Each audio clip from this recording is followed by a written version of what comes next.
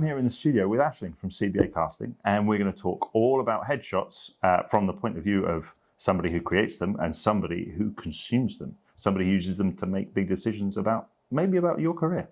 So, Aisling, welcome. Thanks. How you doing? Good. Excellent. Well, tell me, from your point of view, if you can, in a couple of sentences, what are you looking for when you look at headshots? I am looking for predominantly character, I think. As much as a headshot needs to show versatility, I think every actor, has a range of characters they play well. Mm-hmm. So I want to see that in a headshot almost immediately, Interesting that you say immediately. So do you go in with a list of things that you're looking for, or is it more how you react to it? I think it's how I react. I think if I'm casting something, I have a good idea of the character off the page or, from a brief that the production's looking for. So I'll be looking to see that in the headshots that I'm seeing and I'll see one and it will just fit with the idea that I have and the idea that the production has in mind. And so it has to kind of read a character.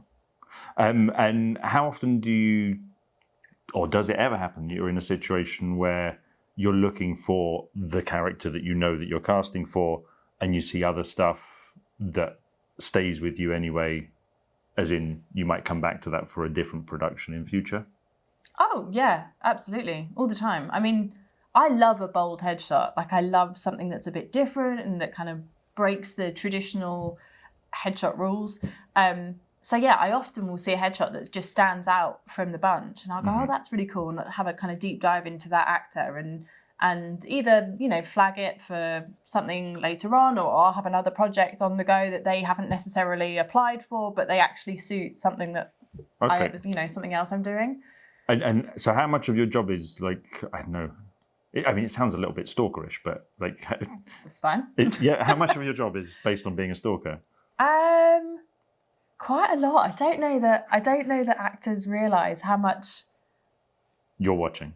Yes, yeah, and look, it's not as serious as I can't afford to be a full-time stalker, but I do like to have a little mosey in people's Instagrams if they're. It depends what it's for, right? But if it's for a job that is,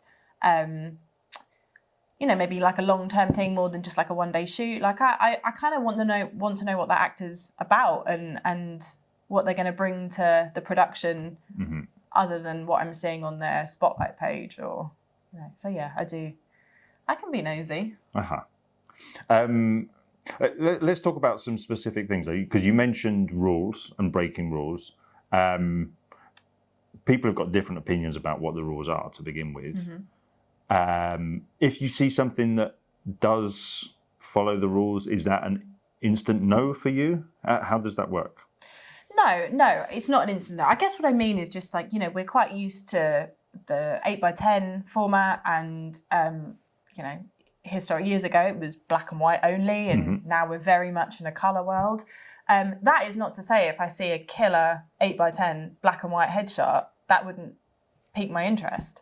It's very much it's the Jenga and the composition of creating a headshot, isn't it? Like, everything needs to be right for it to stand out.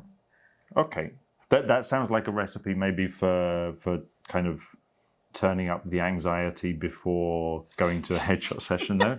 Like, everything needs to be right. Would you be so bold as to say that there are rules from your point of view of what should and shouldn't be done? No, I like to be surprised. Thanks. Unflappable. Yeah, it's hard to surprise me, but I like it. I enjoyed that greatly. I like to see things that I maybe wouldn't expect, but your boo's thrown me. So that did surprise me. Not at the moment, but later on. Discombobulated. Okay. Okay. I mean, I think I get where you're going with it. From my point of view, I wouldn't say that there are rules that I would stipulate for everybody getting headshots, but I certainly have kind of my own rules about what I like. And that's what's going to come out in my work. There are things that I won't do and things that I will almost always do. But it's interesting to hear from your point of view that you wouldn't even go there. It's just the picture just has to hit you, right? That's what you're looking for. Yeah, and that is very dependent on the actor, the photographer. Like, that's why I say this a lot, that it's almost like finding the right relationship. Finding a good headshot photographer. Yeah, okay.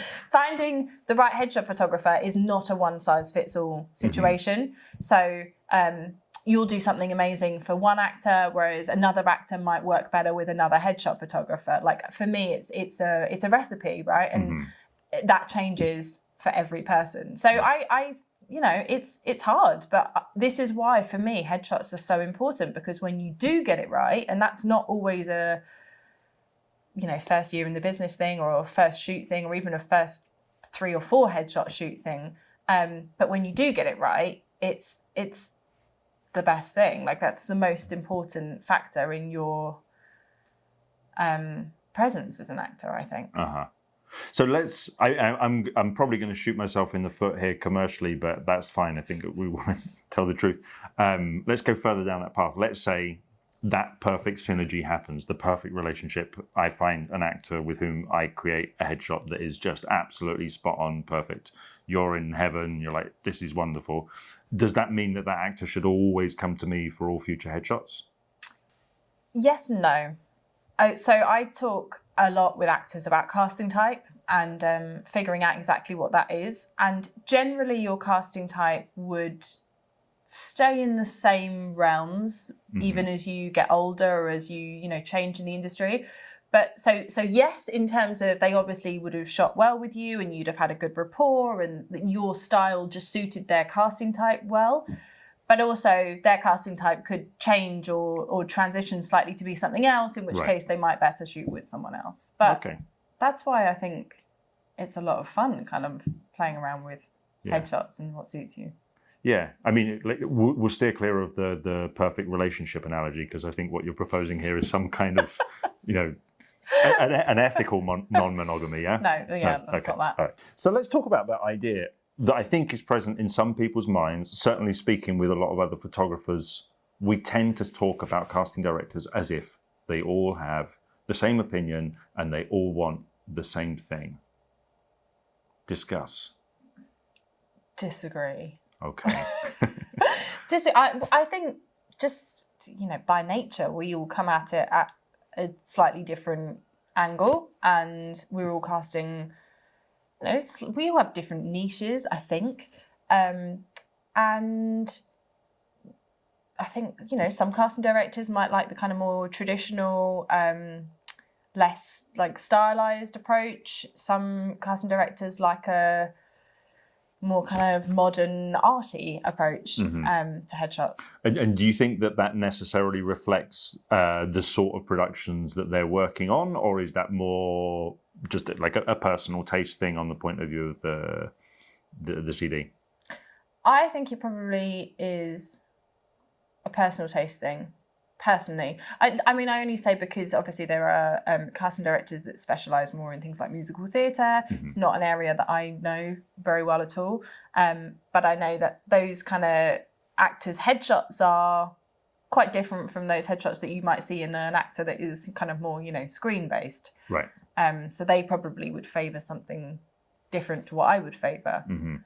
Is that like a phenomenon though of kind of, you know, regression towards the mean? Like if you work in a certain niche and things are presented to you to fit that niche, eventually you end up just looking for things that I think fit. so. Yeah. So is there a way that casting directors kind of intentionally avoid that, try and shake things up? Does that happen? No. Does that happen just in the industry anyway? Like people like yourself come along, I don't know, I get a sense that you're a bit rebellious. Is that fair to say? Yes. You have to think about it. Okay. Yes. But I mean, is that? Don't tell anyone. Yeah. No. I think you're right. I mean, I'm coming at casting from the direction that I'm coming at it. Like I can't change the way that I came into the industry, and that's formed the way I think about things and the way I see the industry. So I definitely like something that surprises me and something that feels a bit fresher and a bit more modern. And I like a kind of bold, creative headshot, whereas a casting director that is used to working for a lot longer than me in this industry might like something a little bit more traditional because that's what they're used to working with. So with that in mind, again, speaking to a lot of photographers and a lot of actors, we do often talk about there being trends. And yeah, if I look at the work that I see being posted at the moment, I could say that there is a trend that's noticeably different from 2 years ago. Is that just me being in my bubble? And is that a thing? Yeah, I think it is. I think you'd have to ask someone that's been around a lot longer than me if this has always been the case, but I definitely see trends in headshots, in the last couple of years.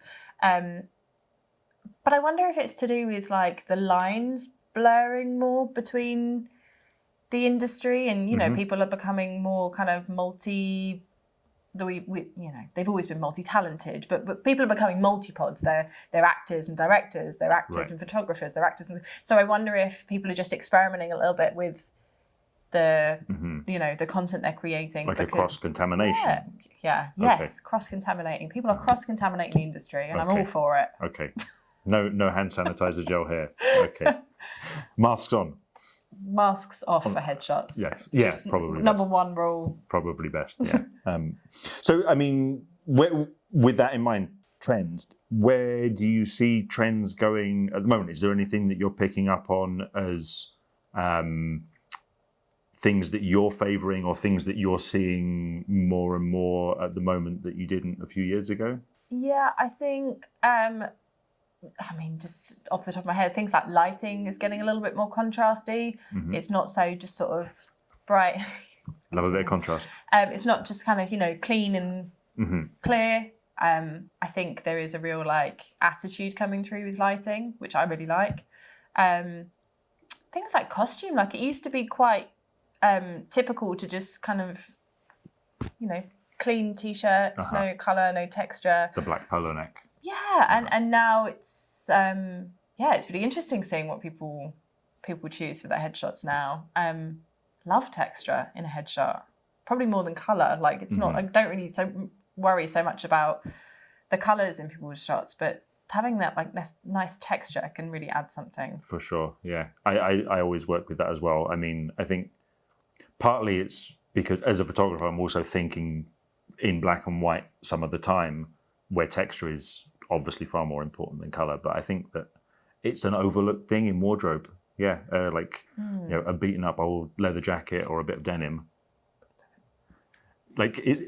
There's a reason why it's still popular, right? It looks great on camera because of the texture. Yeah. The colour is, it's a light blue, it's a mid blue, whatever. Yeah. But the texture of it is what gives it the interest.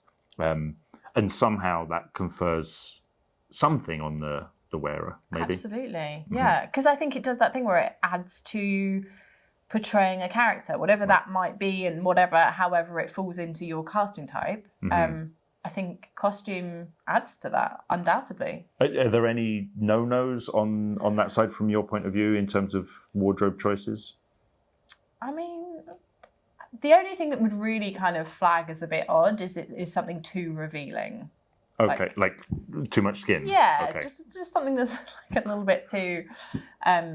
What if I want to get cast as Tarzan? It's very niche. You might find yourself out of work for a little bit longer. For a long time. Yeah, it's going to be a while. I'm prepared for that. Okay, and I mean, to come back to that point, something that's too revealing. Why do you think that is? That's a no-no for you? Because I think composition-wise, when you're looking at it, as much as I love a headshot that's slightly further away now and not just the typical head and shoulders, I like when you can see a bit more. I'm all for that. But if you're then wearing something quite revealing, it becomes a lot of skin. And then actually that's not portraying anything, is it? That is you're just going to look flesh. Largely naked. Yeah. Yeah. So for Tarzan, great. For the everyday actor, that's probably not going to enhance the shot enough. Right. And also I'm just the costume is a great, source of adding to a headshot. So you'd want to get as much of it in possible. Wear as much as you can. So all the layers. Yeah. Is what you're saying, yeah. Okay. Hoods, scarves. Yeah. No. I mean, yeah, I get what you're saying there. The idea that the headshot you mentioned not being so close up, the idea there is that about just including more of the body and possibly the hands in the frame, or is it actually about being a bit more distant from the actor, the subject? I think for me, it's about the overall vibe of the shot, because you just, the slightly further away you are, the more you can see of a person's just physical presence. And for me, that's interesting. I know it could somewhat work against you in that you're not going to be as close to camera, so you're not going to be conveying maybe as much, or it's not going to capture as much emotion from your facial expressions, which is why I'd never necessarily advise an actor to use a slightly wider shot as their main headshot. Right. Yeah. But I always think it's quite nice to include it in your set. But you do a lot of that kind of further away stuff. So is that something you consciously do for the actor's benefit, or is that because you like that stylistically? Well, I mean, the way that I work, I shoot as much variety as I can, with the person that I'm working with, and then what ends up being seen is based on what we decide from what we've shot. So I shoot a lot more stuff than you will ever see. That's the nature of it. It's not so much for the actor's benefit. It's just that to me, it's obvious. It's another way to express yourself on camera. When we're working super close up and cropped in really tightly, all of the action has to be in the front of the face. As soon as we put in something like a table for somebody to lean on, even without seeing my face, just from the body language here, I'm already telling you a bit of a story, right? So it's another prop. It's another, not that the person in the picture is a prop, but you see what I mean. It's another element to use to tell the story. And sometimes it's the combination of those things. So we might be showing half the body, but be really close up with a wide-angle lens. So we get that combination of seeing a lot of information and feeling like we're really close and intimate. Yeah. And sometimes that works really great. Sometimes you want the camera to be on the other side of the room and have that shot of feeling distant and isolated, because that's a different story. Yeah, right? Yeah, absolutely. So I think, from my point of view, there are no rules on that. It's just interesting to hear how it's perceived. I think there's an importance in experimenting a little bit in your headshot session, because not everything is going to work, obviously. For sure, yeah.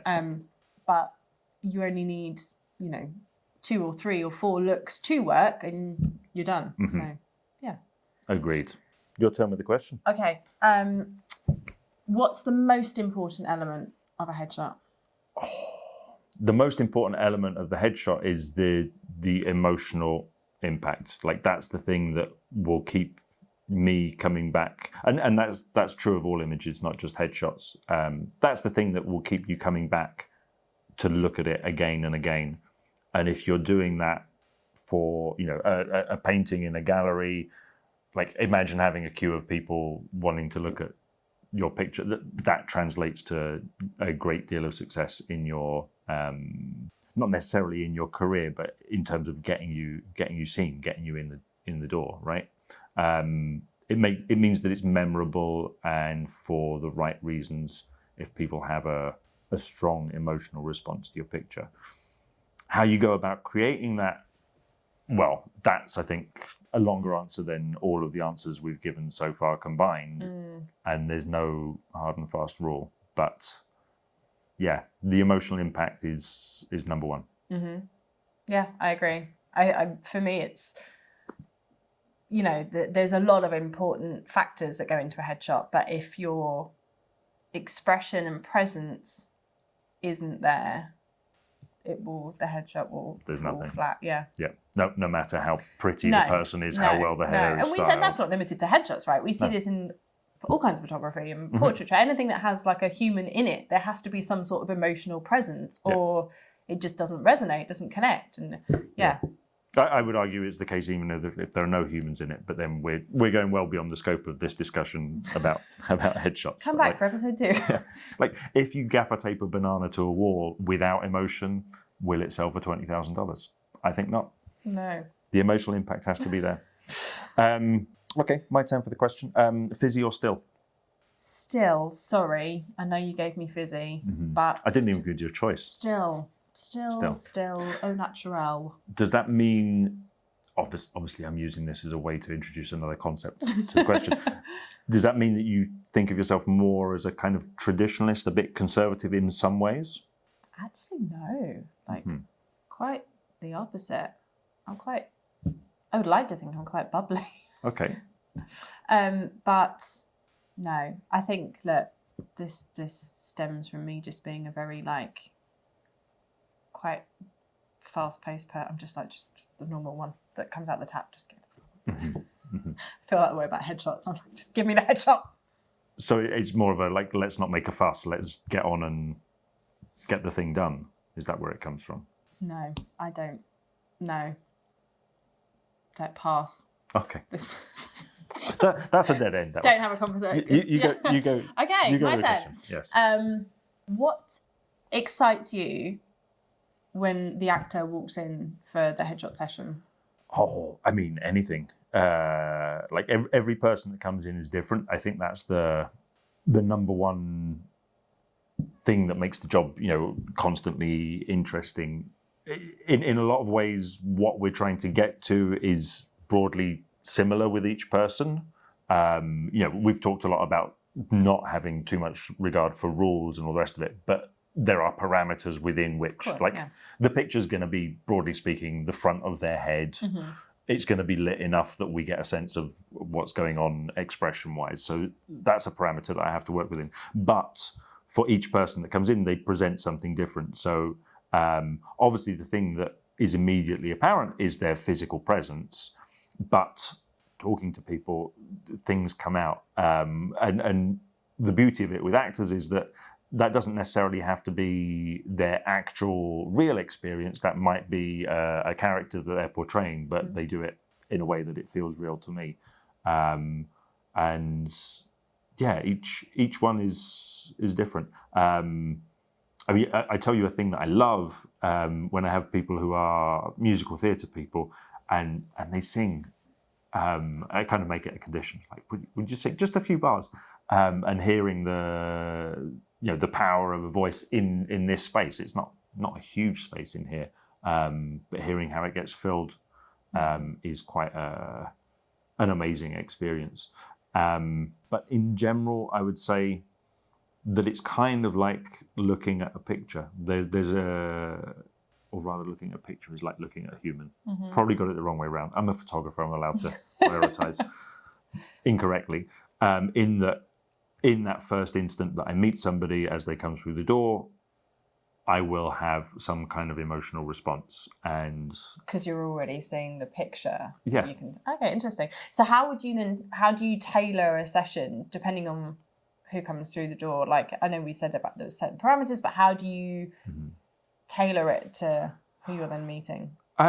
So for the most part, I keep it as sort of open and collaborative as possible. Like, I try not to go down the route of thinking, oh, well, I know this person is this tall, has this kind of body shape, has that kind of hair color, therefore, and pre-plan things. I don't like to go that route at all. It's much more about trying out the ideas that arise kind of organically during the session, accepting that not everything's going to work and you put it in the bin. If it doesn't, that's absolutely fine. Yeah. But there's definitely a thing of, I suppose you would call them archetypes. I mean, we spoke about earlier, if somebody has red hair, I'm going to tend towards thinking about greens for wardrobe and background. And it's sort of a trope in headshot photography to do that. but it also looks good. And I wouldn't go out of my way to avoid doing that, even though it's kind of obvious. I would certainly shoot that look as well. If it ends up in the final selection or not, that's a different matter. So it's not so much a process of conscious thought. It's more allowing my influences and their influences to come together during the session and create what we create together, and then make the selection from that based on what's based on what's working for them in terms of what they need for their career. Yeah. Bear in mind, obviously, I've got a vested interest in encouraging people to have their headshots done as often as possible. A slightly more measured approach would be, how often would you expect to see new shots from the same actor? As a general rule, I think once every 12 to 18 months. That being said, some people get really great headshots that can work for them for 2.5 years. Like if they don't change visually very much and, they're in a certain point in the career. For other actors, it might be a case of like they've changed drastically in 6 months, and so they really need to update them. And also, I think after about 6 months if your headshots are working for you or not. So it might be that you get some done, you feel very happy with them, but 6 months later, you're still kind of thinking, why it's nothing, I'm not really getting much. That might be a good kind of cue to look at getting some updates. And from your point of view, if you see, let's say it's one of these actors that you're sort of professionally stalking, is that not fair to say? You don't actually have any direct contact with, but you're aware of what they're doing. You're maybe following them, their social media stuff. If you see that they're kind of bobbing around different photographers, getting new shots all the time, does that send any kind of signal to you? Is that it is what it is? Does it mean anything? Do you interpret it a certain way? It is what it is. I think, that being present, especially on social media as an actor, can be a real benefit. So people appearing a lot in like my feed or just coming onto my radar a lot is obviously going to, stick in my head more than someone that is not posting or not producing content, be it headshots or otherwise. So I think there is a real benefit to actors, just keeping themselves fresh and current. But obviously the flip side to that is that there is a personal investment that goes into headshots and you can't expect, the industry doesn't expect actors to do that every 6 months. Sure.